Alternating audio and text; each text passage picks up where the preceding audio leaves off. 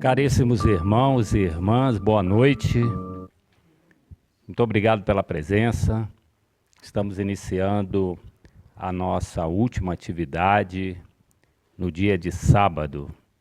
Hoje iniciamos com o café comunitário na casa da irmã Dulce e uma série de outras atividades no decorrer do dia.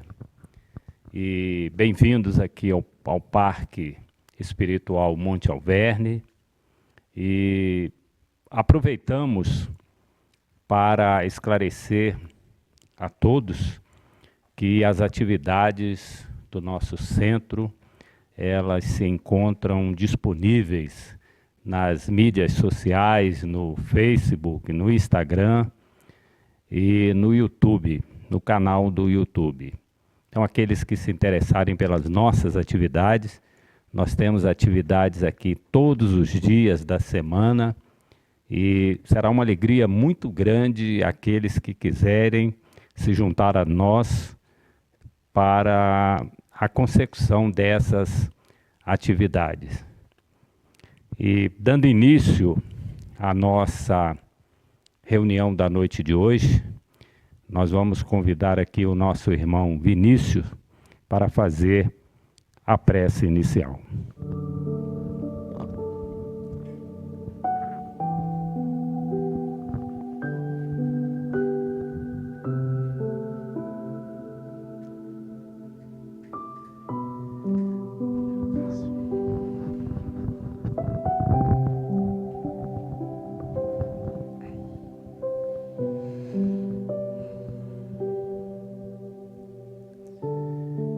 Luz do mundo, fonte de amor, de paz, proteção. Sublime amigo e mestre Jesus, mais uma vez aqui,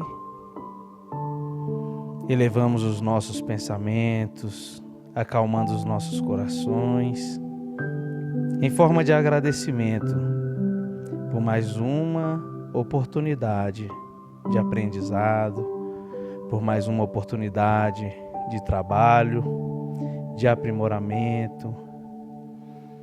Querido amigo, agradecemos também aos teus mensageiros que tanto nos acompanham, nos oferecendo tanto amor, tanto carinho e proteção, mesmo que muitas vezes não percebamos sua presença.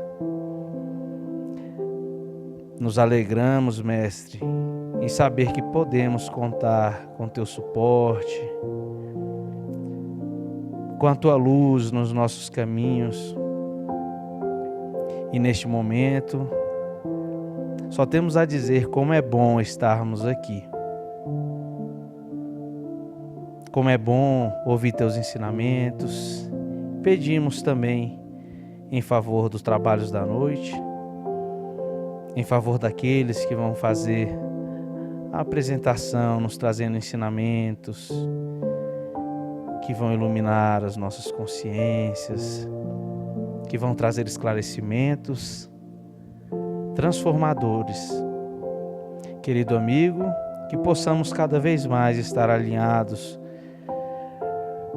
com o bem, com o amor, entregando paciência, entregando consolo, entregando também o melhor que temos em nós, refletindo assim essa energia, toda essa dádiva que viemos aqui receber, que possamos, Senhor, ter a sabedoria para entregar a quem quer que seja. Amado Mestre, agradecemos por tudo mais uma vez, que possamos seguir sobre tua proteção e teu amparo, hoje e sempre. Que assim seja, graças a Deus.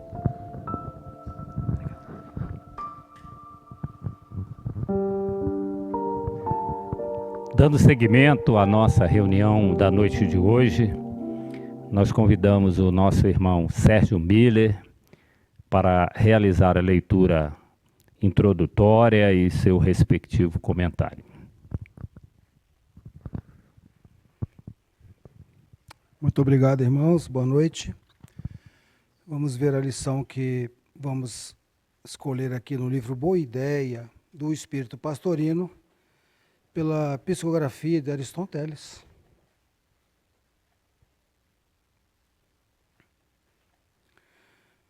A lição 16, pulou, 16 aqui. A lição 16, intitulada O Corpo. Seu corpo exige cuidados. É natural e necessário que você zele do instrumento que lhe permite viver e trabalhar. Seu corpo é exteriorização de sua alma. Entretanto, você não é o corpo. Você é a essência, a transcendência, o espírito que anima essa máquina, orgânica que há milênios a natureza vem aperfeiçoando. Não seja aficionado do corpo. Não viva excessivamente preocupado com sua aparência. Esta tem sido uma das causas dos problemas existenciais. O mais importante não é a forma, é a substância. O que interessa mais não é a casa, é a família. Não é a roupa nem o corpo, que são transitórios, e sim a pessoa, o ser criado da substância divina. Nós aprendemos com a nossa doutrina, nós somos espírito na nossa essência e momentaneamente habitando um corpo devido às nossas necessidades reencarnatórias. Então essa junção do nosso espírito com o nosso corpo é que nos faz termos a possibilidade evolutiva, vamos dizer, atualmente, não é? Então o nosso corpo ele serve para que o espírito se manifeste aqui no nosso planeta, na Terra, através das suas funções. Ele vai desempenhar no contato com o próximo, com o seu semelhante, no seio da família, no seio das instituições trabalhistas, na sociedade de um modo geral, e também, vamos puxar um pouco a sardinha para o nosso lado, também nas práticas espíritas e mediúnicas. Então, quando nós vamos cuidar do corpo e também do espírito, essa dupla, ela tende a evoluir, porque o que nós trazemos em nosso interior vai se refletir no nosso corpo.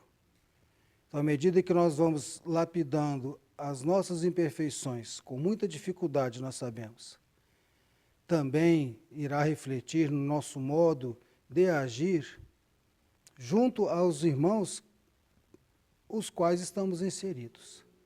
Então, essa junção corpo e espírito, dando devido valor a cada um deles, não podemos apenas cuidar do corpo em detrimento do espírito e vice-versa, porque um vai depender do outro aqui no nosso estágio evolutivo.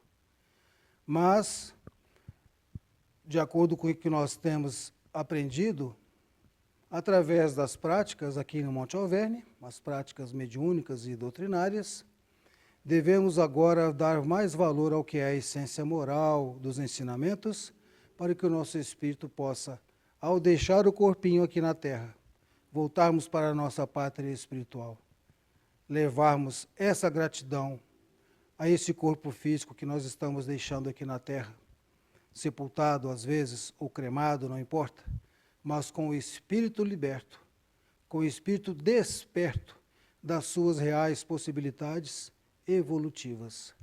Então, que nós possamos cuidar do corpo, mas também e principalmente deste espírito que nós estamos envergando aqui para a nossa evolução como um todo, meus irmãos. Que Jesus nos abençoe, abençoe o nosso irmão Sivaldo, que estava sumido aqui do Monte Alverne, mas hoje ele apareceu. Mais uma vez, bem-vindo, Sivaldo, e tenhamos uma ótima noite, meus irmãos.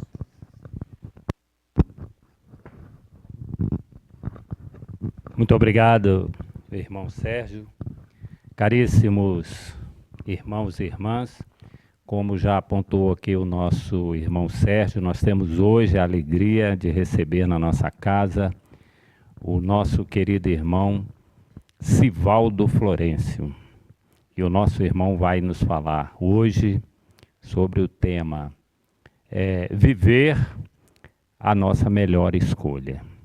Com a palavra, o nosso querido irmão Sivaldo, Que Jesus e os irmãos da espiritualidade de luz o protejam e o assistam. Muito obrigado, meu irmão, pelas suas gentis palavras. Almas queridas, boa noite. O povo está desanimado para um sábado, né? Eu me senti meio excluído agora, né? O nosso irmão Sivaldo está sumido. Não estou não. Nós estamos aí no exercício dos desafios evolutivos, que não são poucos, né? E nós o Renato tinha nos convidado para o mês de setembro, mas infelizmente eu tive que fazer uma visita lá aos parentes nas Minas Gerais que estavam acometidos lá de alguns problemas de saúde. Então não foi possível. Mas estamos aqui e vamos falar hoje, fazer uma pequena reflexão sobre essa grande possibilidade que a misericórdia de Deus nos concede, que é a vida. E que, infelizmente, os nossos irmãos de humanidade, em alguns momentos de extrema dor, não entendem que o processo a que nós nos submetemos nesse planeta que ainda é experimentadores é o de construirmos a nossa felicidade futura. E todas as vezes que o entendimento de que a nossa dor é eterna frustra a nossa possibilidade de suportá-la, nós deixamos a tarefa por concluir. E segundo o que nos tem apontado a espiritualidade, o recomeço sempre será em piores condições. E para ilustrar isso, e não porque Deus seja ruim, pelo contrário, Ele é muito misericordioso. Certa feita, o nosso querido Chico, lá em Uberaba, recebeu uma visita de uma mãezinha, no seu desespero, porque o seu filho de pouco mais de 5 de idade, que nascera cego, surdo, mudo e com sérias dificuldades nas mãos e nos pés. E a mãezinha foi lá porque os médicos da terra diziam que ele era portador, aquela criança, de uma doença rara. E que, para que pudesse ser dada uma oportunidade da sobrevivência, haveria que ser feita a amputação das 2 pernas daquela criança. E algumas pessoas alguns circunstantes que estavam com o Chico, ficaram tocados porque o nosso Chico era empata, ou seja, ele sentia a dor daqueles que estavam ali do seu lado. E depois de aconselhar aquela mãezinha, dizendo que confiasse na medicina do mundo, porque os médicos nada mais eram do que instrumentos da bondade e da misericórdia de Deus para suas criaturas. O certo é que depois daquele abraço, aquelas lágrimas daquela mãezinha começaram a diminuir, e ela foi embora enchendo-se de ânimo. E para os circunstantes que estavam próximos, o Chico disse: esse nosso irmão, por 3 vezes na Terra, desencarnou pelas vias do suicídio. E inconscientemente, ele estava tentando achar uma forma de se jogar em algum lugar que pudesse cometê-lo de novo. Então, aquilo que para nós, aos olhos nossos, seria uma coisa muito grave, a amputação de um membro, nada mais é do que a misericórdia divina, fazendo com que aquela criatura não cometesse mais uma vez esse ato tão lamentável.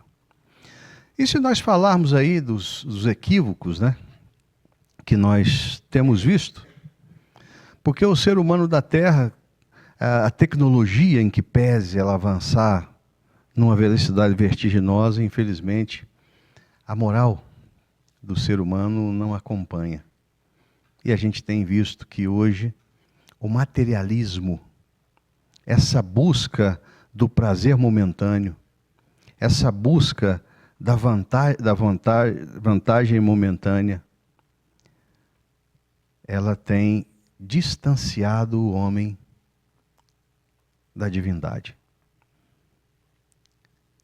E isso tem feito com que um número enorme, principalmente de jovens, tenham escolhido o retorno ao plano espiritual pela via do autoextermínio. O nosso querido Kardec, numa mensagem que se encontra no livro Obras Póstumas, na segunda parte, é uma mensagem que deu origem ao último capítulo do livro A Gênese, a Nova Era. Essa mensagem, intitulada Regeneração da Humanidade, foi ditada ao codificador no dia 25 de abril de 1866. E, entre outras palavras, o espírito que ditava dizia que nesse final do planeta de expiações e provas, os seres humanos, pela exata possibilidade de não se apegarem à divindade e buscarem o mundo, experimentariam muitas frustrações. E muitos, inclusive os mais jovens, sairiam da vida por essa porta tão terrível que é o autoextermínio. E na questão 943 do Livro dos Espíritos, Kardec faz o seguinte questionamento para o espírito de verdade. Por que algumas pessoas experimentam sem uma razão plausível um certo desgosto que muitas vezes as leva ao cometimento do suicídio? A pergunta, em que pese ser extensa, a resposta é de uma simplicidade tão grande, mas de uma abrangência que caberia horas de raciocínio. O Espírito de Verdade responde o seguinte: olha só a sapiência, né? A inatividade, a falta de fé e a saciedade são os caminhos que levam as pessoas a experimentarem estes desgostos. Então, imaginemos, o Livro dos Espíritos foi lá de 1857. E aquela época, basicamente, as vias do autoextermínio geralmente eram originadas pelas questões financeiras, as pessoas que faliam, pelas questões amorosas, né, as pessoas que perdiam seus afetos, e principalmente por alguns tipos de doenças incuráveis que a criatura achava que poderia fazer a sua dor cessar e que isso seria um alívio. Mas hoje, nós já conseguimos vislumbrar que a resposta que o Espírito de Verdade deu, ela está atualíssima. A nossa querida Isa faz parte de um grupo de voluntários, como todos sabemos, e eu nunca perguntei para ela, mas eu tenho certeza aqui que o número de pessoas que têm aderido ao voluntariado tem sido cada vez menor. Então essa inatividade, a pessoa está tão envolvida na busca momentânea dos prazeres do mundo, que ela não se apercebe que a felicidade, como está lá no Evangelho segundo o Espiritismo, lá no capítulo 4, perdão, no capítulo 5, Bem-aventurados os aflitos, uma mensagem do Espírito François Nicolas Madeleine. Ele coloca lá que a felicidade não é desse mundo. Mas esse entendimento, para a gente buscar nos contextualizar, quantos de nós mesmos não temos, nesses momentos de reflexão, a certeza que o mundo não nos é favorável? E aí, muitas vezes eu levo na cobiça, no carro novo do meu vizinho, na viagem bacana da minha vizinha, cada vez mais um motivo de, ao invés de ver que se ele conseguiu através do seu trabalho, buscando o exercício de uma profissão, se aperfeiçoando, eu acho mais fácil começar a sentir uma desvalia do que ver o motivo do seu sucesso. E aí eu vou para o segundo estágio, que é a falta de fé. Quando eu busco apenas olhar o mundo, tá? Conversarmos com a nossa querida Isa, que foge sempre da nossa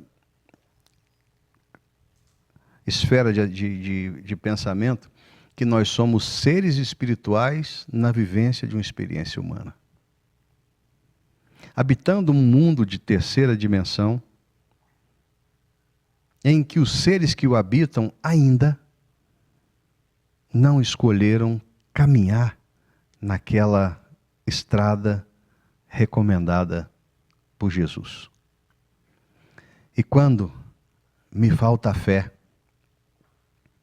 quando a divindade sai da minha esfera de atuação, o mundo começa a ter contornos muito cinzas. E esse ponto é que é interessantíssimo. Eu vou me permitir falar aqui em primeira pessoa, porque nós trabalhávamos num determinado órgão público e tínhamos algumas pessoas ligadas a nós, e um dia eu cheguei para o trabalho, uma das servidoras fez uma abordagem, dizendo à minha secretária que precisava falar comigo. Eu, como sempre, recebi todo mundo. Ela chegou na sala, pelo menos uns 20 minutos ela chorou, mas chorou copiosamente, mas muito. Porque eu sempre tinha o costume, né, quando eu entrava na minha sala, tinha música clássica tocando. Então era de segunda a sexta, só sexta-feira que eu gostava de escutar um chorinho. Que tem guerra de ferro, né? E fiz uma prece mental ali, e aí comecei a conversar com a pessoa. Rapidamente, ela era casada, um casamento maravilhoso, com 2 filhos inteligentes, casa própria, 2 carros na família, fazendo pelo menos 2 viagens por ano, saúde de todos fantástica.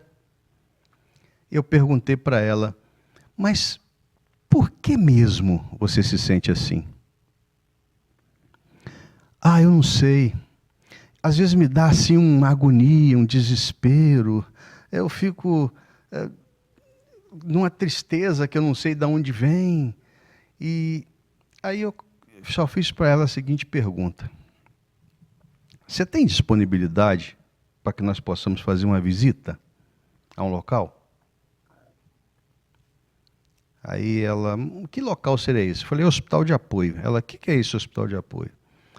Hospital de apoio é um local onde a medicina já deu-se por rendida com aqueles irmãos e irmãs que se encontram lá. Eles estão ali em tratamentos paliativos, esperando o momento do retorno à pátria espiritual. Eu não falei pátria espiritual porque ela não é espírita, mas aqui para nós. Ela regalhou 2 olhos desse tamanho. E aí eu falei, olha só, já passou pela sua cabeça quantas pessoas não têm um emprego? Não têm uma família constituída? Não têm saúde para viver? Ela foi começando a se ajeitar na cadeira, e aí eu tive que, infelizmente, uma pessoa que estava agendada para atender, eu não pude continuar, mas eu falei para ela o seguinte: olha, nós vamos conversar de novo. Passaram, eu esqueci daquilo, uns 3 dias, quando cheguei, ela estava lá toda arrumada, né? Batom e tal. Eu falei, que dia que nós vamos? Ela falou assim, chefe, não vamos precisar ir. Eu falei, por quê? Eu entendi. Então, nós hoje, muitas vezes, ficamos totalmente anestesiados com o nosso egoísmo. Eu quero o carro. Eu quero o vestido novo. Eu quero a viagem. E esse ponto é quando a fé nos falta, eu começo a experimentar o outro lado. Porque aí tudo que nós focamos fica contrário senso àquilo que eu quero. E muitas pessoas hoje, que não são profitentes de nenhuma religião, ainda têm mais dificuldade. Porque, por exemplo, nós os espíritas, sabemos que nós nada mais somos hoje do que um reflexo do que nós fizemos ontem.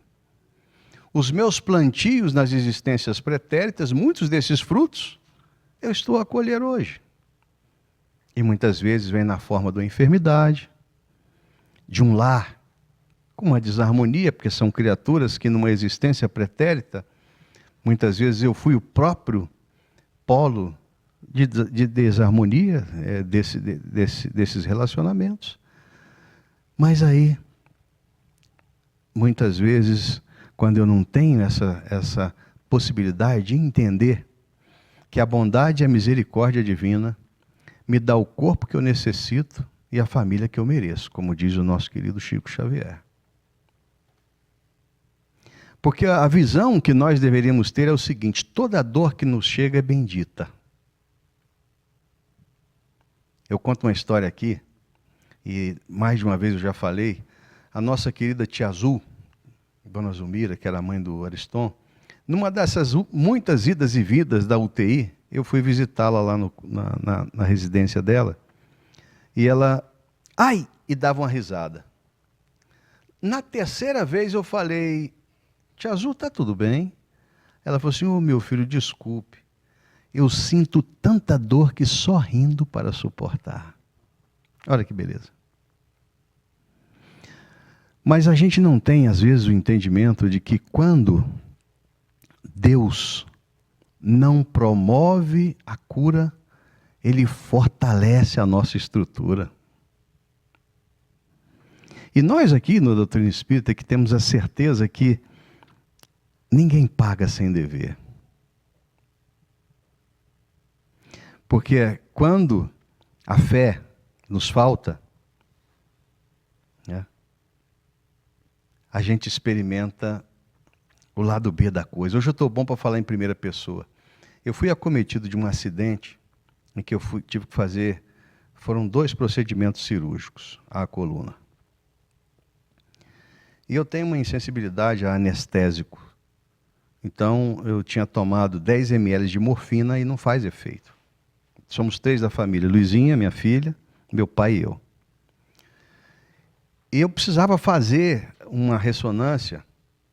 Não tenho problema de claustrofobia, eu entro no tubo sem problema nenhum, mas a posição era de tanta dor que era impossível suportar. Meu Deus do céu, me livra dessa dor. Meu Deus do céu, me livra dessa dor ali mentalmente. Aí eu mudei o discurso. Eu sou muito ruim, mas eles são muito bons, né? Por que você não tenta pedir para suportar a dor? Aí eu fiz uma prece para a nossa Mãe Maria Santíssima me permitir fazer o exame. E quando eu entrei no tubo, que a posição doeu tudo que podia, o funcionário não tinha colocado aquele botão de pânico. E nesse momento eu falei o seguinte: eu vou tentar suportar. E daqui a pouco eu levei um susto quando a maca se moveu. Aí eu perguntei para ele: não conseguiu? Você não conseguiu como? Não, nós realizamos o exame, deu tudo certo. É só mudar o foco. Cadê a fé? Mas depois a gente vai pela chamada saciedade. E essa saciedade que o Espírito de verdade falou é algo complicadíssimo. Porque se eu perguntar aqui agora, quem é feliz aqui, talvez aqui pode ter uma ou duas pessoas que até levante a mão. Mas caramba, nós como seres humanos, como é que nós podemos ser felizes sabendo que nesse momento, aqui na capital federal, existem pessoas sobre uma ponte que não fizeram nenhuma refeição até agora? Como é que eu posso ser feliz vendo que os nossos irmãos lá do Oriente Médio têm continuamente se agredido com bombas e congêneres? Como é que eu posso ser feliz sabendo que existe um sem número de pessoas, aliás, 6% das pessoas do mundo detêm mais de 90% da fortuna? Como é que eu posso ser feliz sabendo que grande parte dessa humanidade ainda está adormecida sobre a possibilidade de fazer o bem? Então essa saciedade que o Espírito de verdade fala é exatamente o ponto que eu me basto. Eu tenho, não estou... mas o outro não se alimentou. Bom, aí é o problema dele, eu estou tranquilo. Mas o outro tá descalço. Bom, eu tenho 25 pares de sapato, mas eu preciso. Mas o outro está desnudo. Bom, eu tenho aqui essa roupa, eu não uso há 1 ano, mas pode ser que daqui a 3 anos eu vá usar, então é meu. Porque quando Jesus passou entre nós dizendo: observai que o Filho de Deus não tem sequer uma pedra para recostar a cabeça. Quando Francisco de Assis, o mentor dessa casa, falava para os seus confrades que evitassem de andar com 2 túnicas ou 2 cobertas. E aí, Frei Leão, né, que é aquele mais próximo dele, certa vez perguntou, né? Por quê? Ele falou: por 2 motivos. Porque esse peso vai impedir que você chegue mais rápido a uma pessoa que esteja necessitando. E enquanto você está com 2, aquela que você poderia dar ao seu irmão de caminhada pode ser a que salve-o do frio. Então, quando a gente fala que me basta, e não entende que feliz daquele que tem a capacidade de entender que nós, principalmente nós os espíritas, já estamos na esfera daqueles que não querem mais ser bem cuidados pacientes. Nós já precisamos urgentemente de sermos enfermeiros. E aí, eu vou falar um pouco mais da vida agora. Infelizmente, nos nossos lares, muitos de nós com essa tecnologia temos nos perdido um dos outros. E muitos dos nossos jovens estão a navegar por locais complicados. Isso tem feito que muitos jovens tenham, através do chamado bullying, feito parte de comunidades em que o que menos tem é o respeito pela vida humana.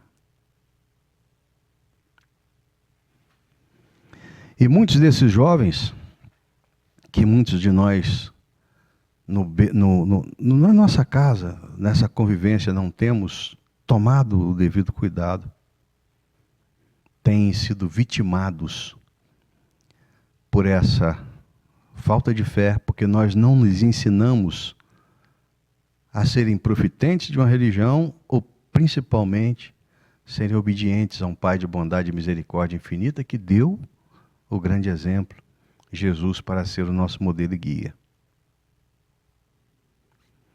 E aí,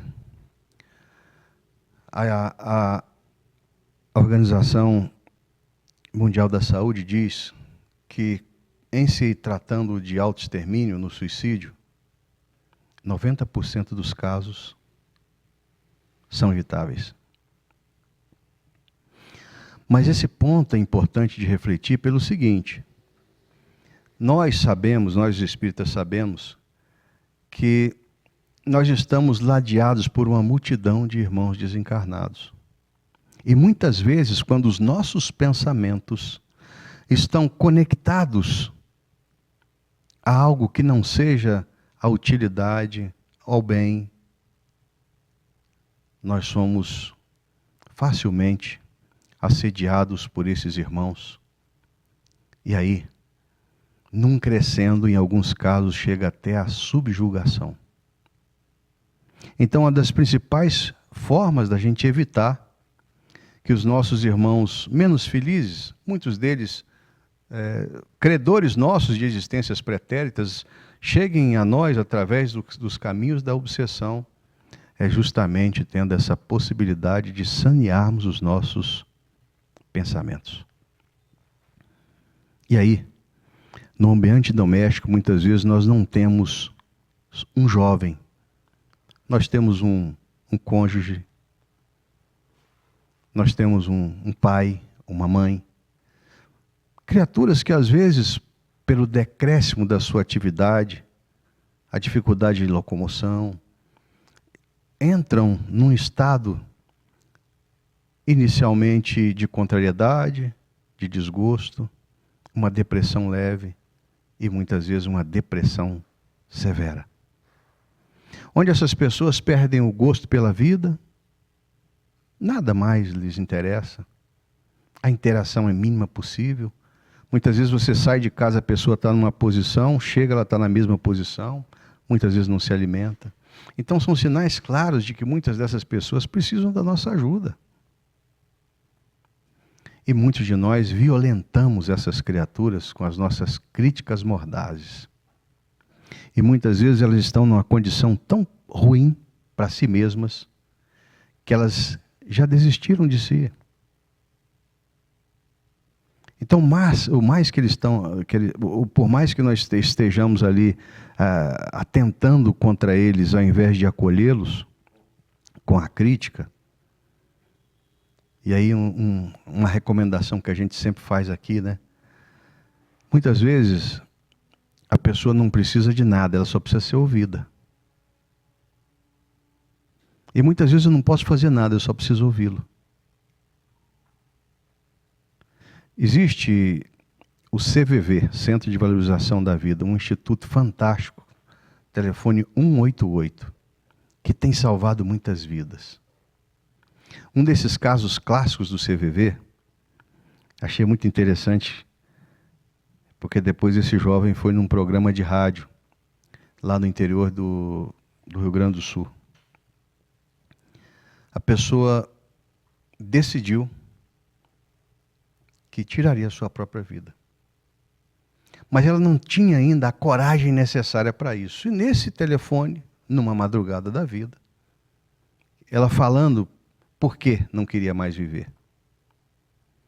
Porque ela achava que todo mundo na família era feliz, e ela não. Porque ela não tinha alegria. Então ela se considerava um peso para a felicidade da família. E que a família seria muito mais feliz sem ela. E aquela pessoa do CVV, com toda a amorosidade do mundo, não pediu que ela não fizesse aquilo, começou a apresentar àquela criatura algumas possibilidades que ela tinha e que as outras criaturas não tinham. Eu sei que Essa criatura estava sintonizada num programa de rádio, e depois dessa conversa com o CVV, ela resolveu que queria sair em grande estilo. Ligou para o programa de rádio, dizendo, olha, eu vou cometer daqui a pouco o autoextermínio, eu não quero mais viver.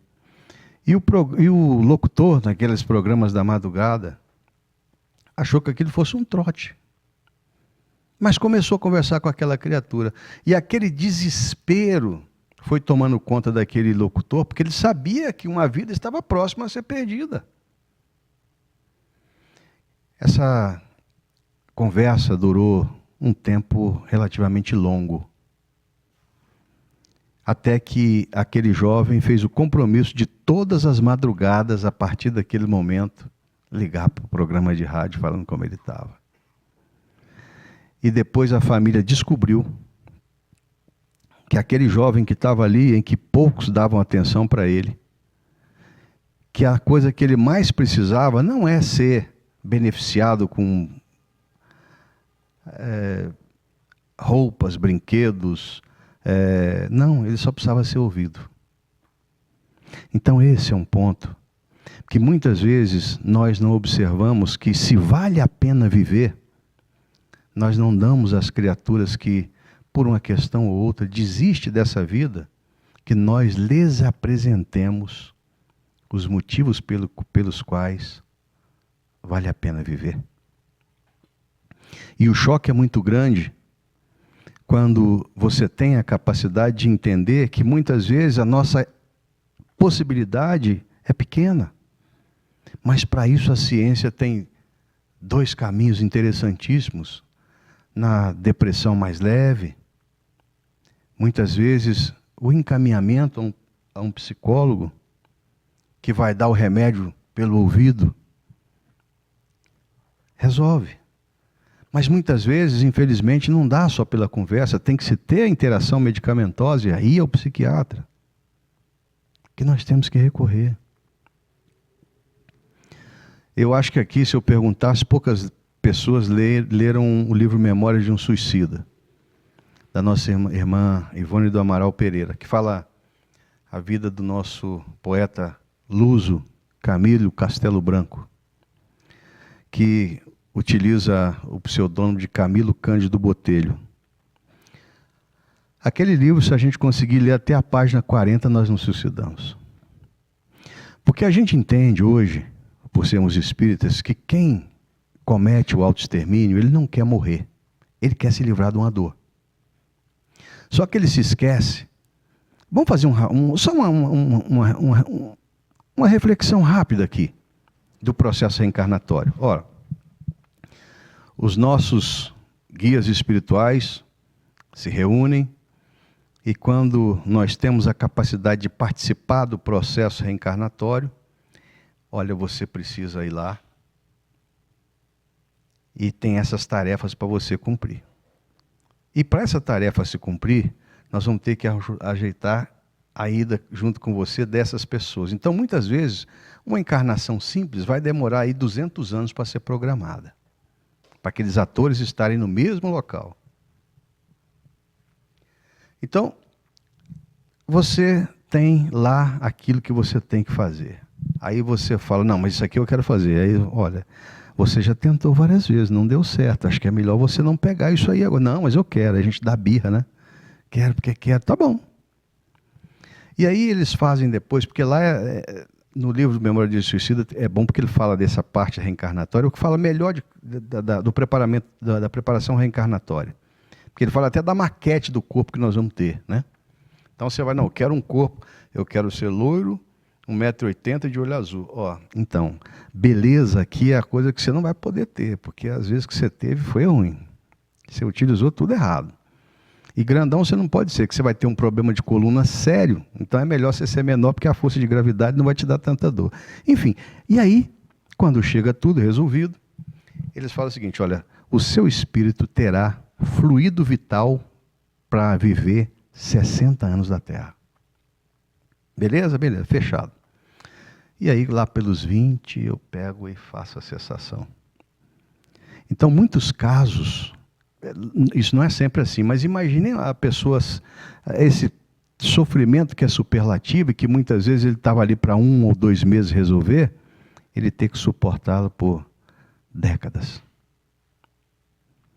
Então, hoje, a gente tem que entender, e principalmente nós que já temos essa possibilidade de saber que essa caridade, em fazer com que o outro, com que o próximo seja por mim cuidado, principalmente no ambiente doméstico, né, que é esse cadinho redentor de almas, onde espíritos que têm os reajustes necessários a fazer, precisam aprender cada vez mais a se suportarem, nessa para que daí numa próxima podermos nos amar. E os casos, né, a gente lembra do nosso Chico, com as nossas famosas cartas consoladoras, que se somaram mais de 10 mil. E uma das coisas que mais tocava o Chico eram as questões relativas ao suicídio.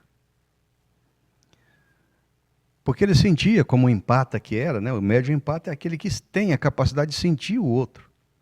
Então imaginemos aquele momento em que, porque cada um de nós que opta pelo autoextermínio, geralmente 12 pessoas no mínimo são afetadas diretamente. 12 no mínimo são afetadas diretamente. Então imaginemos aquela mãezinha, aquele paizinho, que muitas vezes se coloca numa condição de menos-valia por não ter dado a atenção, por não ter dado o suporte necessário. Logicamente ele sentia a dor daquela mãe, daquele pai, daquele esposo. E um caso clássico de uma jovem de Belo Horizonte, que o marido cometeu o autoextermínio. E ela, depois de meses tentando, foi a Uberaba e recebeu uma carta dele. Aquele choro, aquela emoção, voltou a Belo Horizonte e na semana seguinte ela não se conformou e foi lá, esperou a sessão terminar. E a hora que o Chico começou a fazer a leitura das cartas, ela foi lá, levantou e fez aquela famosa cena, acusando-o de mistificação, de aproveitar da fé alheia, e que ela não acreditava numa palavra do que aquela carta trazia, dizendo ser do seu esposo. E que ele passasse bem, aquelas pessoas também, mas que ela não acreditava naquilo. O Chico abaixa a sua cabeça e começa a chorar. E aquela senhora olha para ele e quando ela vai sair, ela falou assim: minha irmã, por favor. Ela volta cheia de má vontade e falou assim: olha, pelo amor de Deus, o seu marido está aqui e está dizendo que se você fizer o que você está pensando, você não vai conseguir encontrá-lo.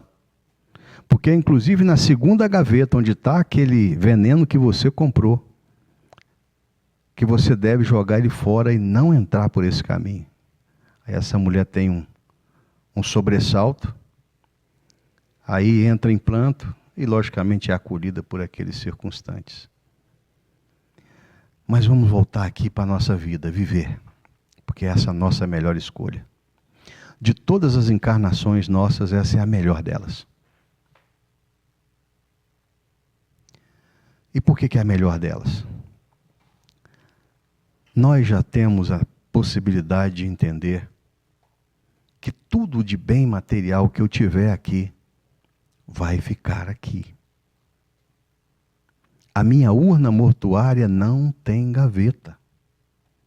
Nem esse pobre corpo que reveste momentaneamente o meu espírito é meu, é um empréstimo divino.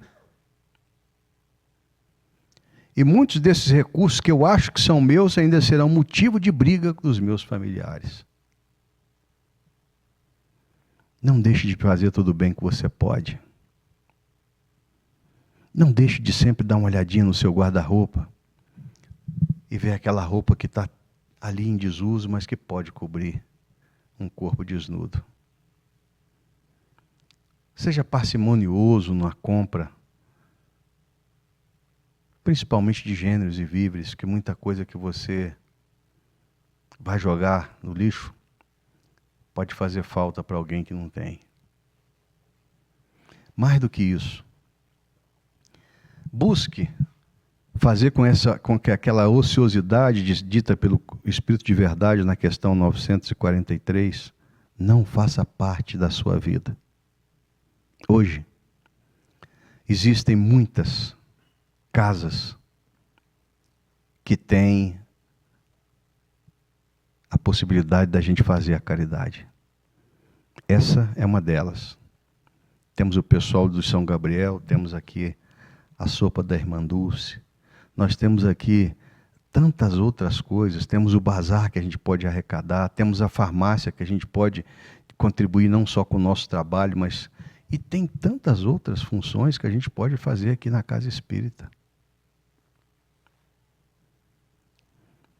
Hoje, nós temos que fazer com que o nosso regresso à pátria espiritual seja revestida de uma significação. Imaginem que muitos de nós temos um anjo guardião que está há milênios nos tutelando. Nós assumimos compromissos e quando chegamos aqui, ficamos apenas entretidos com as coisas do mundo. Nós somos espíritos eternos na vivência de uma experiência humana. Viver vale a pena, porque esse bendito instrumento chamado vida que a divindade nos concede, por um acréscimo da sua bondade e misericórdia, por um tempo determinado, e ainda na certeza da nossa impossibilidade de entendermos o processo como um todo, nos dá, no divino amigo Jesus, o modelo com o qual nós devemos permear a nossa caminhada nesse planeta que ainda experimenta dores. Que as minhas possam ser sempre mitigadas na minha capacidade de diminuir a dor do próximo. Porque assim a minha vida vai estar valendo a pena. Fiquemos em paz.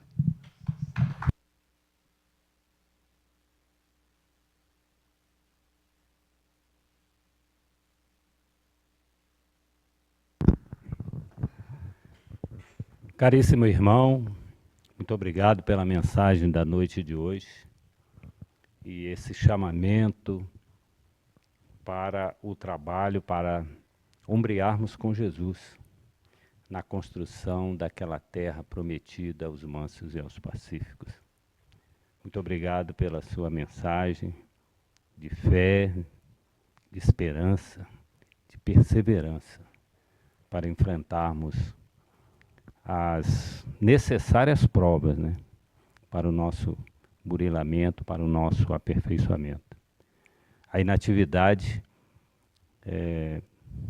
como bem salientado, de fato, ela deixa as portas abertas para esses irmãozinhos que nos estão aí, que nos circundam e que possam nos conduzir a desatinos, como bem assinalado.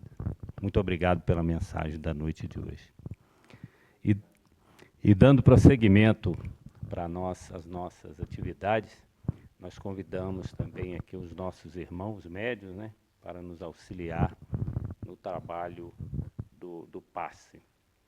E as pessoas podem permanecer nesse local, que serão chamadas para o nosso passe magnético. Muito obrigado pela presença de todos, que Jesus nos abençoe, nos fortaleça na nossa caminhada evolutiva.